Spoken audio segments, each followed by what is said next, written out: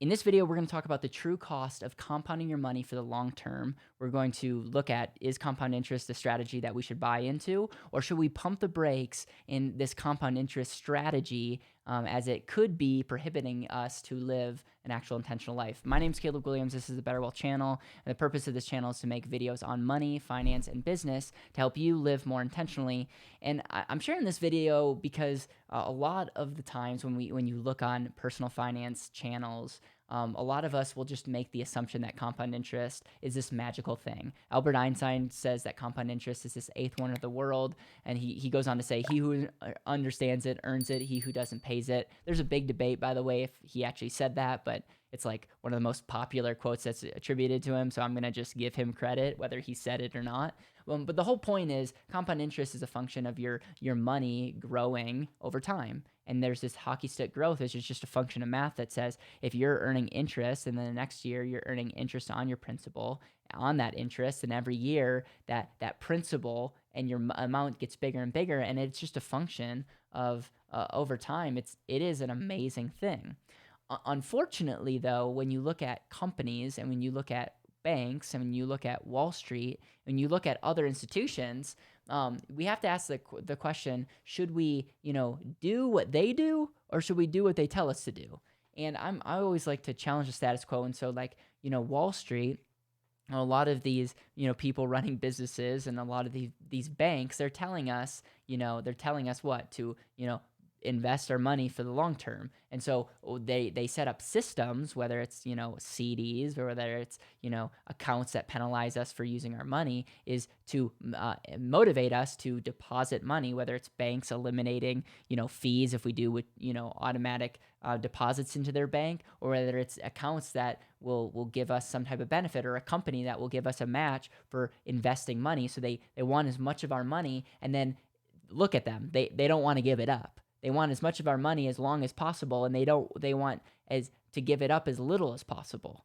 And if you look at any institution like a bank or Wall Street or Bay Street, they're all very motivated by this concept of wanting our money. And so it's very interesting. Are they compounding our money? Like, are banks making a fortune by compound interest? Is, a lot of these companies, a lot of these billionaires, are they making their money on of compound interest? Or are they doing the exact opposite? Are they, using money and buying cash flow and controlling money? And it's interesting because if you just look at banks, which banking is like the definition of, being a good steward of your money, because banks are just institutions that control our money better than us.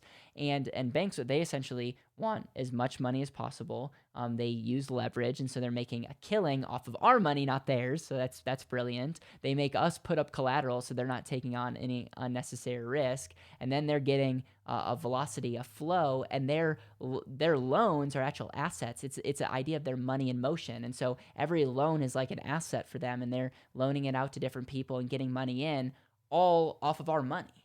It's brilliant, and they know that since they have all the money, they can make the rules. And the same thing goes with Wall Street. They're the same way. It's like Wall Street wants as much money, but they're ultimately incentivized on making a cash flow based on the amount of assets that they have, that they have of our money. It's not necessarily like they're not basing it off of compounding for the long term. They're trying to swallow up as many assets, keep it as long as possible, because they know that activity is an asset in themselves, creating cash flow. The point that I'm making is compound interest is a function of math. It's an amazing thing, and I think every decision we make has a consequence because of compound interest. If you follow what we do, we talk a lot about opportunity costs, and every decision has a consequence, and the difference between good debt and bad debt, and all this is really functioning off of compound interest, because every decision doesn't just have a consequence on those dollars, but what those dollars could be worth in the future. My pushback is a lot of people buy into compounding, but they devalue other activities or values that their dollars could earn. And the other activity or value that you could get off of your money is this thing called control. Now, what is control? Control is different for each person. Control is really dialing in your specialized knowledge, what you can do with that money. And a lot of times, the financial industry, the financial advisors in just North America will tell you this: you can either control your money or you can compound your money. But if you compound your money, you have to give up control and go hope for the long run. So they're essentially saying compound interest is this amazing thing in the world, but in order to get compound interest, you have to give up and surrender control. On the flip side, they say, well, if you control your money, you have to surrender compounding for the rest of your life, and you get the value of control. And what all I'm saying is there's strategies that you can combine and try to maximize both. But what I'm all saying is, if we're going to compound our money for the rest of our life, we have to understand what we're giving up, and we also have to understand and put a value on control. There's some people watching this that literally should never lock up their money, even if they could get a guaranteed 8%. The reason is they are resourceful enough that they can get a way greater rate of return than 8%. Way greater rate of return, a greater result, relationships, build business, real estate. And there's some people that if they had control over their money, they would be bankrupt tomorrow. So it's not necessarily that control is good or bad. It's how we use control. It's like a basketball or a golf club or a ping pong paddle or whatever example that you want to use. It's like, what's the ROI of a golf club?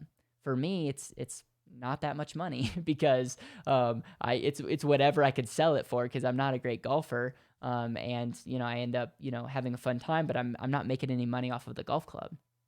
But if you're Phil Mickelson, if you're Tiger Woods, the ROI of a golf club is millions and millions of dollars and sponsorships and all those things because you're amazing at golfer.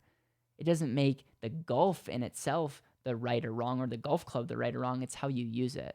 The same concept goes with control. So if you're someone that is clear in what you want, and you have that dialed in, and you might be entrepreneurial, you might be resonating with being an investor, you seek control, make sure that you don't eliminate or give up access to your money just for the promise of compound interest. I see too many entrepreneurs want to invest their money, they don't want to lose it to inflation, and so at the end of the day, their money is all over the place, and then they aren't able to show up powerfully or aren't able to say yes to an opportunity because their money's all over the place. Whereas they would be better off losing some money short term to inflation, having that money through control, earning a greater rate of return. And if you're efficient, you can maximize compounding and control, and there's other strategies to do that. And so the purpose is compound interest is a function of math. It's amazing, and majority of people should just compound their money because controlling their money is not going to really help them. But there is a